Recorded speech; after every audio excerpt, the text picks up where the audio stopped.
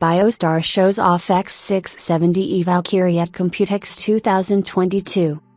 BioStar is seemingly trying to become more competitive in the consumer motherboard market, and although the company has some catching up to do with the Tier 1 motherboard brands, the company has put out some more interesting products in the past couple of years.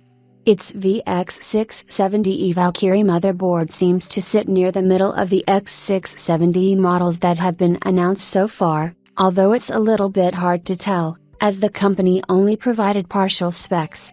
As this is an AMD X670 based board, the PCIe X16 slot is using PCIe 5.0, although it's multiplexed with the second X16 slot, which means if both slots are used, the bandwidth drops down to 8 lanes per slot. The board layout doesn't suggest any PCIe 5.0 M.2 slots, but as this is mandatory on X670 board, we have to presume that the M.2 slot right below the X16 PCIe slot is the PCIe 5.01. The board has a further 3 M.2 slots, as well as what appears to be an empty M.2 EKID slot for a Wi-Fi, Bluetooth module.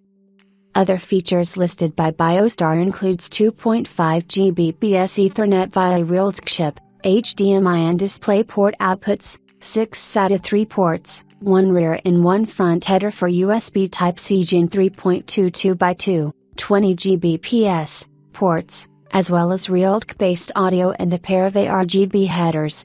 The board also has a debug LED and a few buttons and switches for resetting the CMOS, and powering the board on.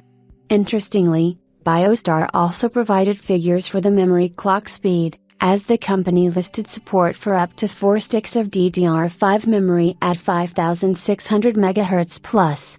AMD has already demoed higher memory clocks of 6000 and even 6400 MHz during its keynote, as supported by the footnotes that went alongside it, suggesting that this might just be a placeholder. Intel officially only supports 4800 MHz DDR5 memory, but speeds in excess of 6000 MHz doesn't appear to be an issue with the right motherboard and CPU combination. We'll have to wait and see what the official figures will be from AMD.